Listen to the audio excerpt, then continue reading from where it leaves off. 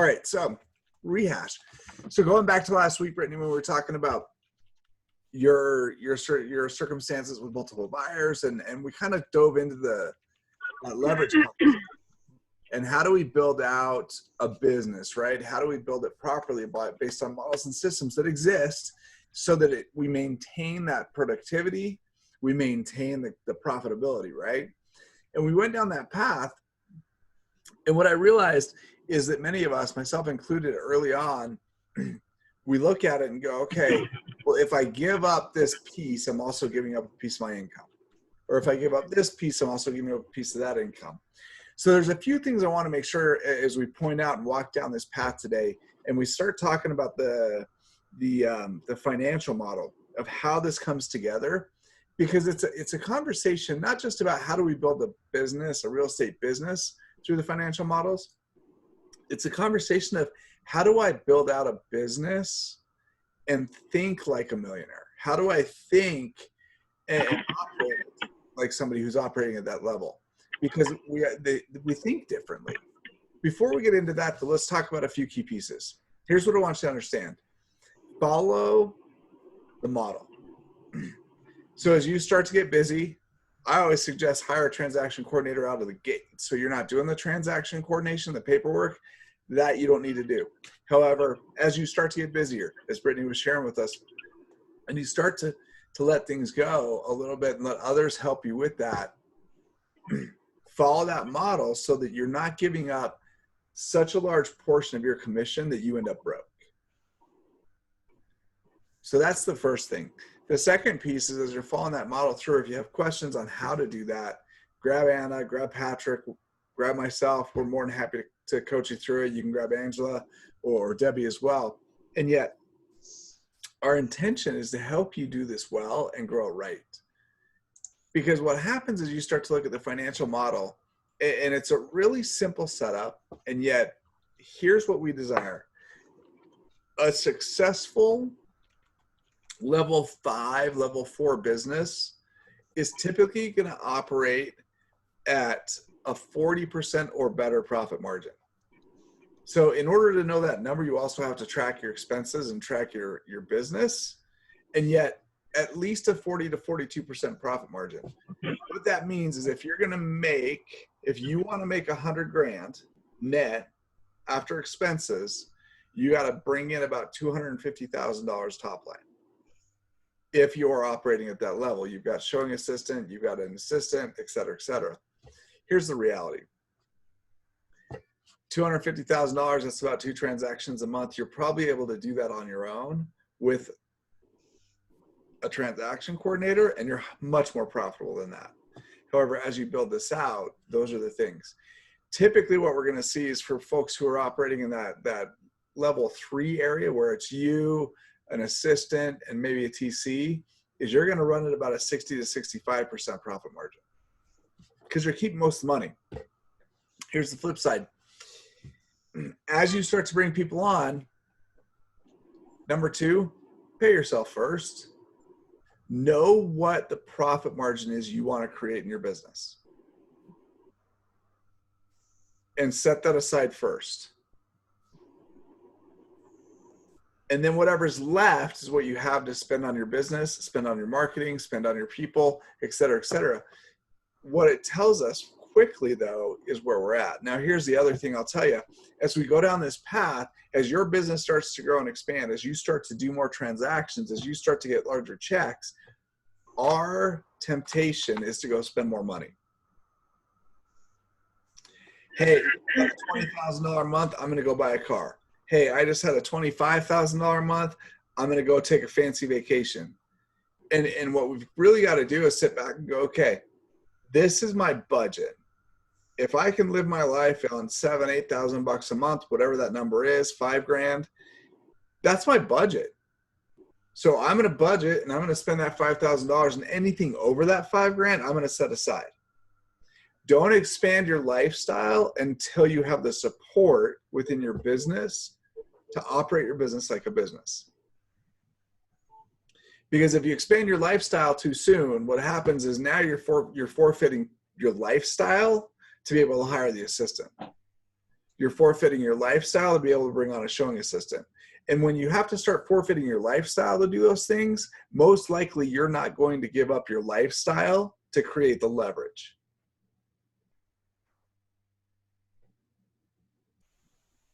So I'm going to pause for a second. What did you just hear me say before I move on to some of the other pieces here?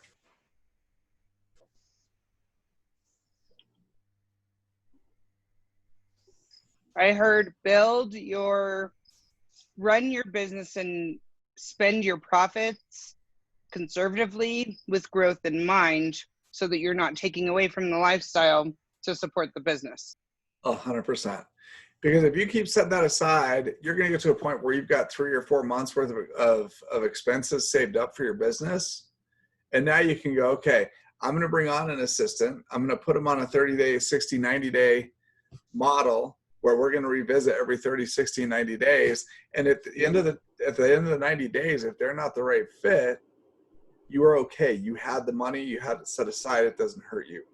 However, most likely what's going to happen if you follow that model is at the end of 90 days, they're actually helping you produce more income than what you were producing before.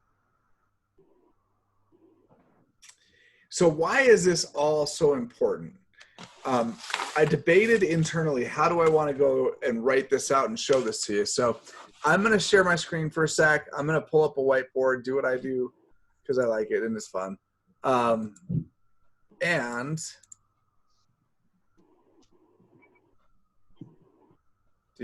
where are you at? We're going to go to the whiteboard. So here's what I want you to think. What's our average commission?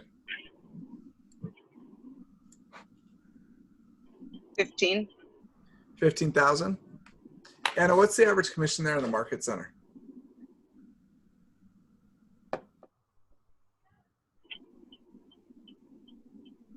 There you are. Yeah. Let me look really quick. I've got my trend right here.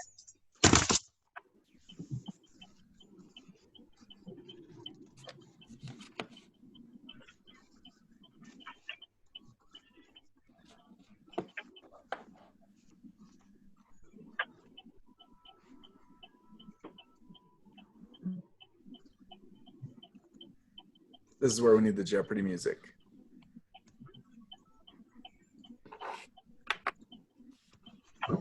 I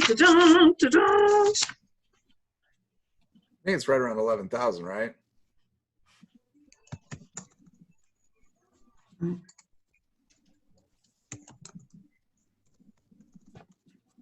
$11,300. Perfect. So we're going to take 11,000 as a number because I like round easy numbers. So let's say our average commission is 11,000. The National Association of Realtors says from start to finish, if you do this whole transaction by yourself, it takes about 30 to 40 hours worth of work. So if you get paid 11 grand and you put 40 hours into it, who's got a calculator? How much are you getting paid per hour?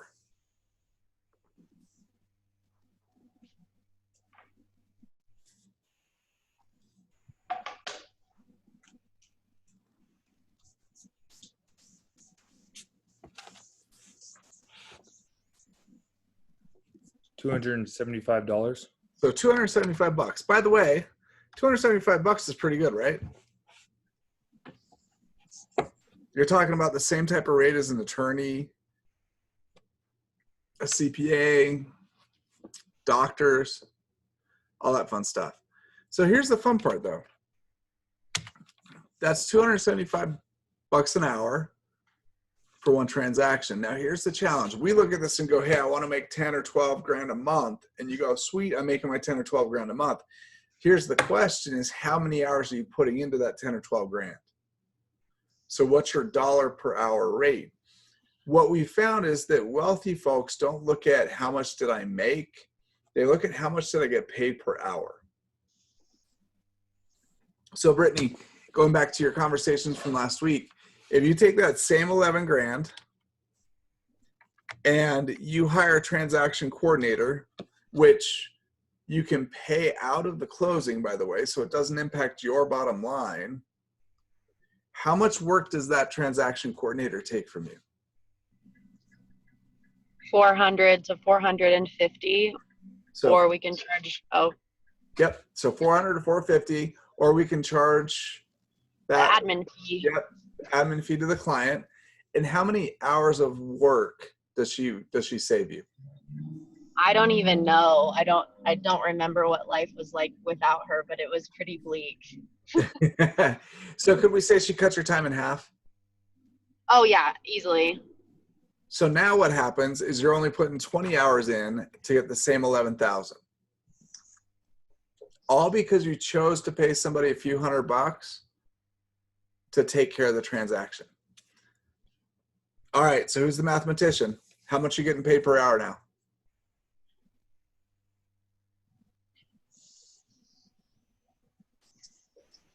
I'm driving, but isn't it 550? 550. Yep, 550. So would you rather work 20 hours and get paid $550 an hour, or 40 hours and get paid $275?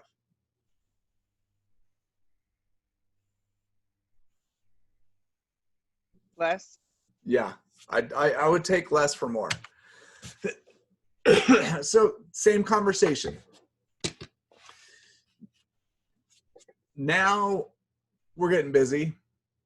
I've got my assistant and I have a transaction coordinator. And because of that, I'm only putting in about 10 or 15 hours worth of work while they're covering the rest of it for that same 11,000. What happens?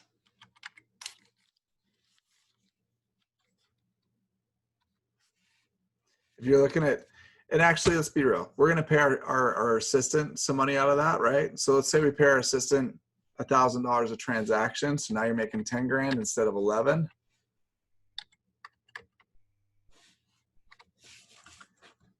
And you're working 15 hours instead of 20. How much did you get paid?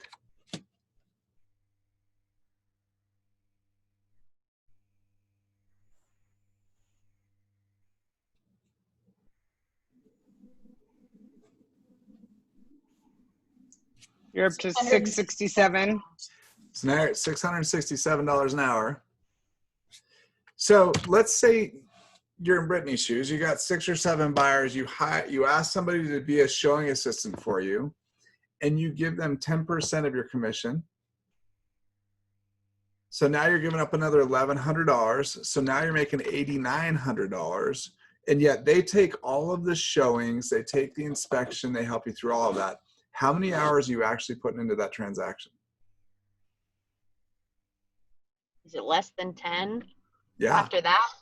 Right? Because what you're doing at that point is you're going in and you're doing the buyer presentation, the consult. Somebody else is taking them out on showings. You're negotiating the contract. You're negotiating inspection. And you're going to closing. And obviously there's going to be some little things here or there. And yet, can we call it 7 hours?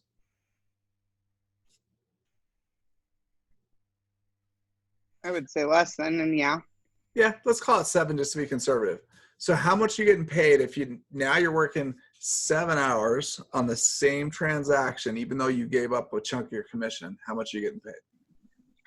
1271. Like 12, yeah. $1,271 an hour.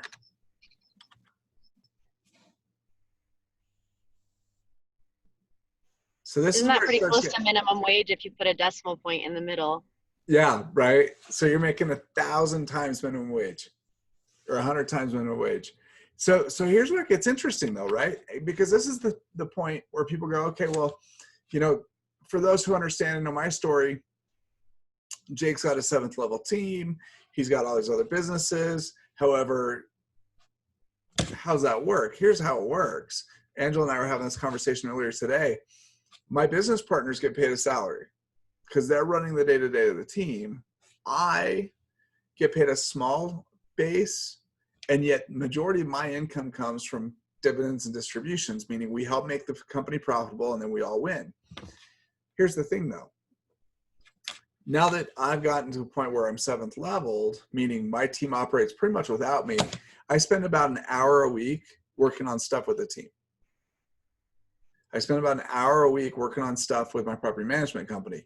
I also take about 12 weeks off a year, but about a week a month.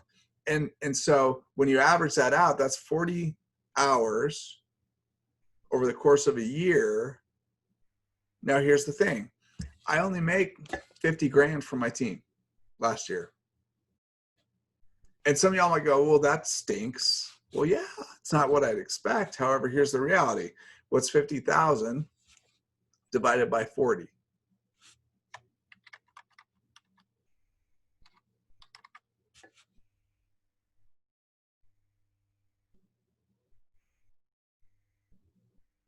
Or another way to look at it 1250. is, what's that? 1250. 1250. Another way to look at it is, would you take 50 grand for 1 hour's worth of week, 1 hour's worth of work every week? That would be Yeah. a heck yeah. Right? All day. And so what happens though is we get so myopic and we get so stuck on the fact that I've got to hold on to all $11,000 of this commission, that because we get stuck there, we get stuck making $275 an hour, which isn't bad. I want you to hear that. That's really good. And yet we have the opportunity through this process and through what we teach to help you get to a point where you're making thousands of dollars an hour.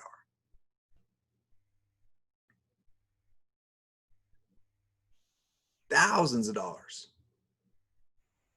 Part of it is we just have to shed that limiting belief that nobody else can do it as well as I can, or that I'm the only one capable, or that these pieces are in place. So we've got to get past that fact and realize that there's other folks that can do this much better than we can and help us through this process. So I'm going to pause this screen share for a sec and tell me, what are your aha so far?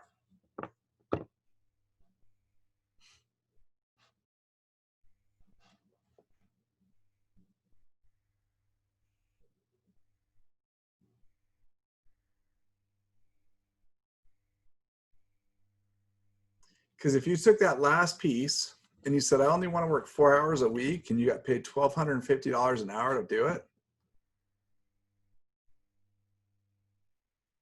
you're going to make $5 grand a week for working 4 hours a week. Who'd take it? Right?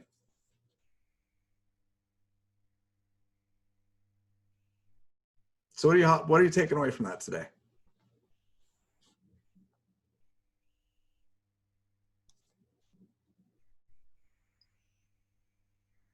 Leverage, help.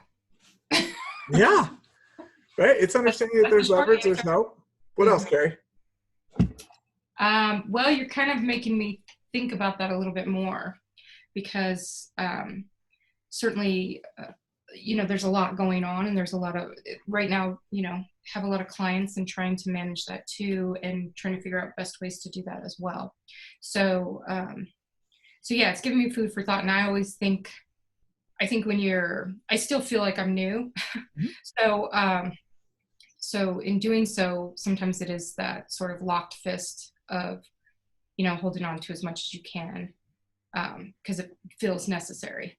But I like mapping that out and seeing it broken out so that I can think about how to leverage other people, how to help it grow, those types of things. And of course, I work on a team, so I've got a lot of resources there. Yep.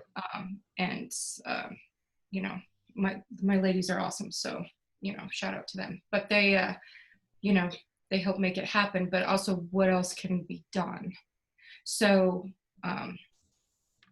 yeah, it gives me a lot to think about. I'm just kind of digesting it, but certainly gives perspective. So I appreciate that very much. Yeah. My pleasure. Yeah. And that was the intention behind this, is just to help us kind of open our eyes to, a lot of folks say, well, I don't know if I want to have a team that big, or if I want to grow a business that big. And the reality of it is you don't have to. You can do a lot of what I just showed you without having a team. It's just having a support system around you, right? It's having a transaction coordinator. It's having folks that you work with as showing assistance that will step in when needed. It's understanding that those pieces are there, because here's the other piece. When you look at getting paid $1,200 an hour for 7 hours worth of work or whatever it may be, or getting paid $275 an hour for a full-time job, what do we sacrifice in those 33 hours when we're doing everybody else's job that we could be doing at a much higher rate?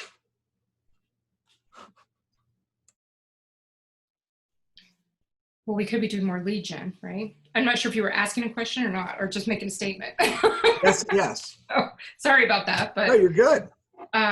but I think one of the things too that stood out for me that still resonates with me almost daily from Bold was, don't sacrifice new business for current business. And I swear I must just need to write that on my wall, because I almost at every point during my day, especially when you get caught up on the fire drills, that resonates in my head. Mm-hmm. Well, it's funny because those of us who have leverage, even though that fire drill shows up, we still want to step in. Oh yeah, it's a control thing. And we've just got to trust the system, trust the process, allow that process to do its thing so that we can continue to focus on our job. Yeah. And that's where it gets fun. That's where it gets really fun. Yeah. There's another conversation around all this, and it's the conversation of your tribe, right? Here's part of it is, who do you hang out with? I would love to say I was born straight out of the womb thinking this way. The reality of it is I've had the ability and the opportunity to associate with folks who've helped me elevate this thinking and understand that this is the next level as we put it together. And it's been a really fun journey to get there, because what you start to see is that as you start to build these businesses out with, what do I want to make out of this business, right? What's my goal? And then from there, how do I build it out? And then how do I leverage it properly so that we can continue to do that? Our most profitable business, I got in a debate once in an OP mastermind where they were asking me, what's your most profitable business? Or, and it was a bunch of guys in there that have these great big market centers, 700, 800 agents, and they're kind of pushing their weight. And I was challenging a lot of what they were saying because I didn't agree. Go figure. And this guy says, well, what's your most profitable business? And I said, well, my most profitable business per hour is my real estate investments. And he's like, I didn't ask that. And I said, well, that's the question I'm going to answer, because it's not about how much do you make. It's about how much do you get paid per hour? How much do you get paid for the time you put into it? And I kind of pushed back on him a little bit. And he says, well, what do you mean? And I said, I make $30-something thousand a month net after expenses out of my real estate, out of my real estate holdings. And I have a property management company that manages it. I don't even get involved. So that's zero time every month, and I get a check.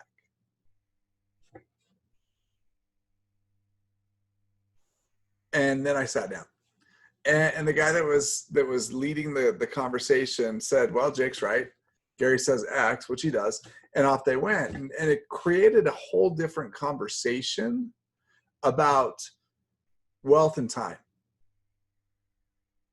And that's the other benefit that we have. When you follow the models that we were just talking about, right, and you leverage yourself out, what it allows you to do, by the way, when you live according to your profit and you don't expand that lifestyle out, what it starts to allow you to do is then go out and reinvest those funds into retirement, into real estate, into other assets that then start to work for you. That's where your money works for you versus you working for your money. And there is nothing more awesome than to know when the world goes to heck in a handbasket and all of a sudden we're quarantined and who knows what's going to happen in real estate, to know that your bills are covered. It gives you peace to be able to do the job the way you want to do the job and should do the job versus doing the job because you have to have the check.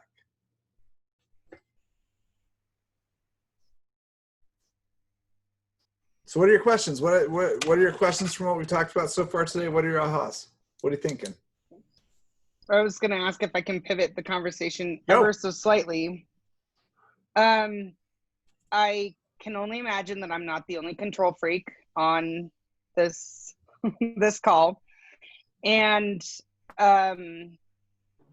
knowing what I know now with having my assistant in place, it has made a world of difference because there are things that I can be good at doing. I don't want to do at the time, all of that.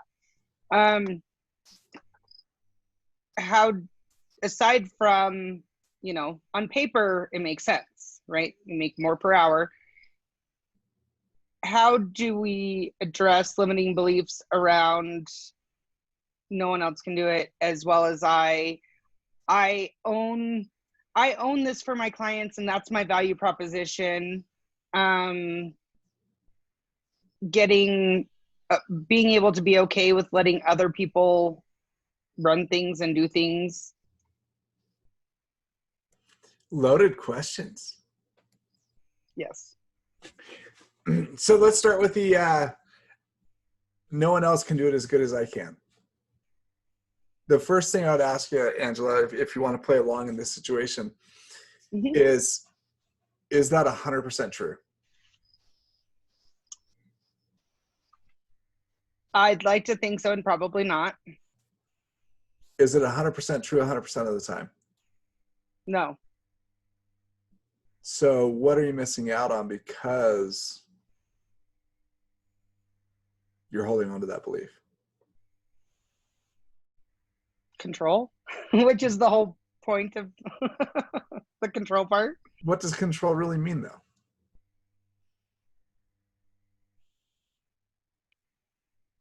It means you have more opportunities to mess something up, I think. That's right. Here's the thing. At the end of the day, if you don't give it away, if it gets messed up, you also own it. Either way, you own it, right? Being the business Yeah, leader, either way, even you if own they it. mess it up, Yeah, you here's own the it. reality. If I set proper expectations up front with my assistant or my transaction coordinator, and Britt, you can talk to this one as well because you've got one that you love. If I set proper expectations up front, what do they strive to do? To meet those expectations. Yeah, Yeah. meet or exceed. And what you'll find is because they actually have the systems and models behind them, they don't just meet the expectations, they do it better than you thought.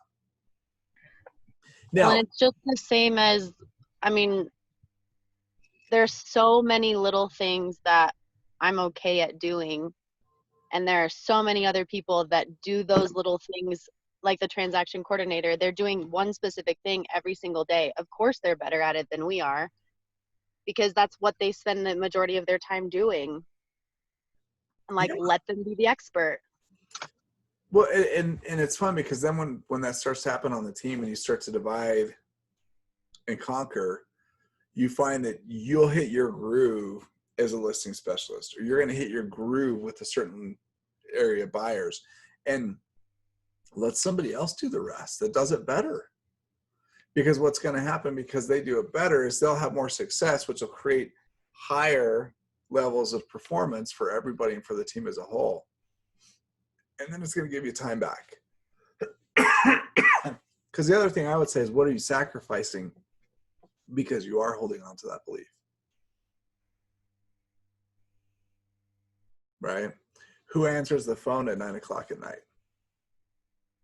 Who do they call if something comes up at 9 o'clock at night? And what I've found too is that a lot of this isn't about us just letting go. It's also about the systems and the models that we employ with it. So how do you pass that on, right? What's the script? What's the conversation that you pass on to your client to allow that to happen? And when do they get involved? And I'll tell you right now, I get involved right from the beginning. I get my signatures, and the way our team is trained, we get the signatures, and we look at them and we say, great, your next conversation is going to be with Karen. She's going to reach out to you. She's going to coordinate pictures and this and that and the other. And if you have any questions, here's her number. She's the first one to reach out to. And then here's my number if for some reason you can't get a hold of her.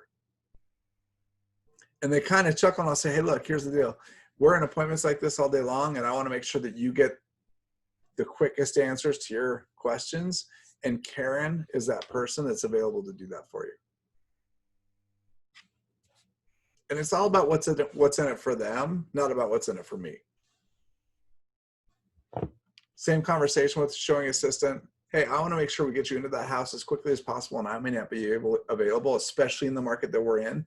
So I also work with John or Janet or whoever, and they'll be able to help you through that process. So you may sometimes have them come out and have them show you that property. And the reason for that is because I want to make sure you get access. I'm taking care of you. And then I'm going to follow up and just ask you how you liked it. Sound good? Great. Done. Always ask for feedback. Always keep an open conduit and communication, because that way you can get the feedback. And if something's not right, you'll know. So part of it, yes, we have the limiting belief nobody does as well as I can. Here's the reality. If you have systems and models in place for your business, if you're not just winging it, you train those systems and models, and the folks that you train typically will do it better.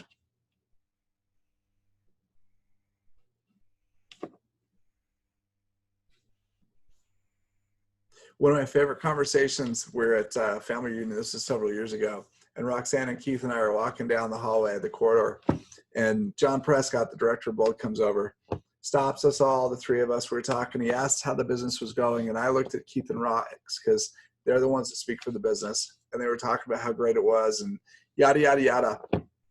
And he said, well, thanks for letting Jake come out on the road to do Bold. He's one of our top coaches, blah, blah, blah. You know, it was very complimentary. And Roxanne said, you know what? You keep him as long as you want, because we are so much better off without him. I'm standing right there. And yet it was true. The business had grown substantially more than when I left it. And it was because I had given it and left it to the hands of people who were doing much better. And that's the intention. Does that answer your question, Angela? Yes, thank you.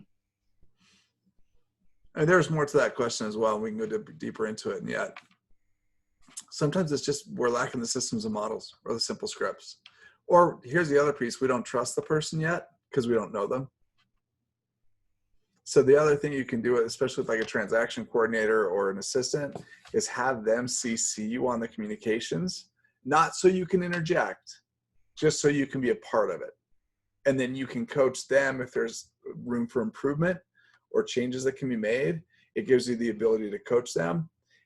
Avoid the temptation, though, of replying back to everybody and inserting yourself in the dialogue. Because once you insert yourself in the dialogue, they'll start coming to you again. What else?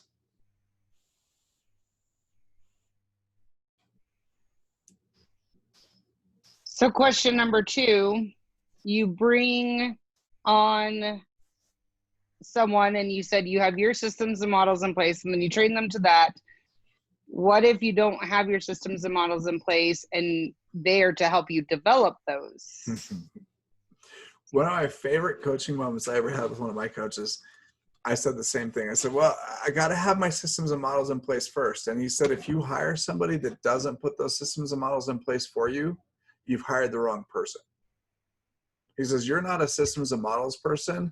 You're a go out and sell a bunch of houses person. You got to hire somebody else and say their job, going back to the interview, right? Your job, your responsibility is to put these systems and models in place. This is what I see. This is my vision. Here's where we're at. Can you fill in the gaps? And then you have to hold them accountable, meet with them on a regular basis to make sure that it's moving forward, and allow them to push back on you if the deadlines you've given or the thought process that you have may be unrealistic. You know, this is something that Anna does really well with me, is I have a tendency to call up and say, hey, Anna, I've got this great idea and it's just this easy. And then she gives me this nice little chuckle and tells me I'm crazy. And that's great. And it's not a no, it's not just that easy, because here's all the things you don't know about that you've got to think around before we do that.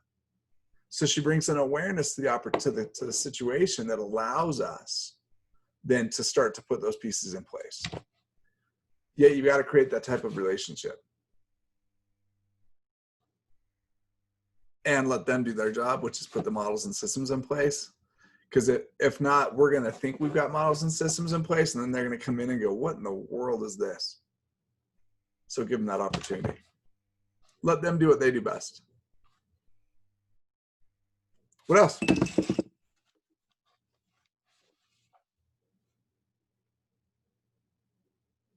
What are your ahas from today? What are you taking away from this? We kind of went granular, kind of went to numbers, might have put you all to sleep. And yet, what are you thinking?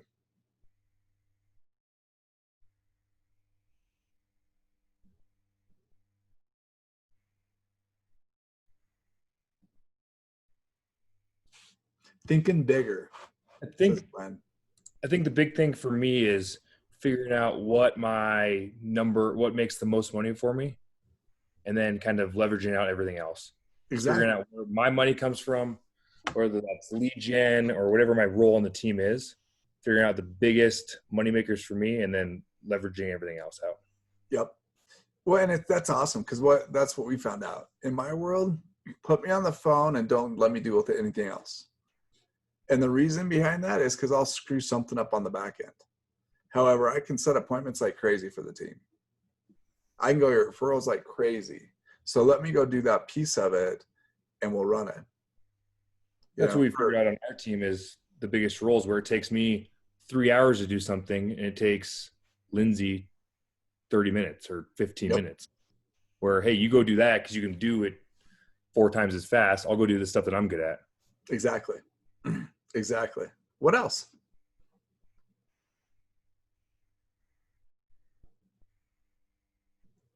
I think for me, and like last week, we talked about needing control, and Carrie talked about the same thing, and Angela talked about the same thing. And I think today I'm realizing that by leveraging things out to the right people and the right talent, that I'm actually gaining control rather than losing it. Okay, what do you mean by that? Because that's a huge, great, true statement.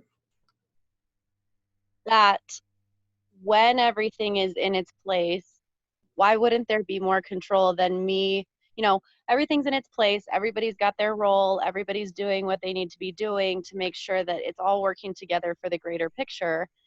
And how much better does the picture turn out when, you know, it's a bunch of people with paintbrushes working on something to get it completed by one day, rather than me with a million paintbrushes freaking out, spinning around in circles and crying every 15 minutes.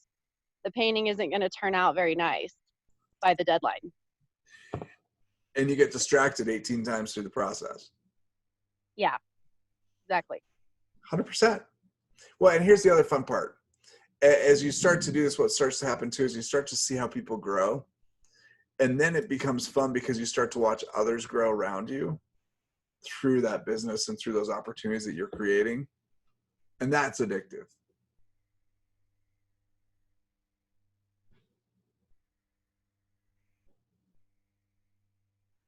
Was today good? Got some notes? Got some thoughts? Yes, thank you. You're welcome. Yep. Go build huge lives, and you get to do that through these awesome businesses you're creating. So keep it up. If there's anything else we can do to support and help you, we're here. Your leadership's here for you. Rock it out. Make it a great day. Have a great weekend.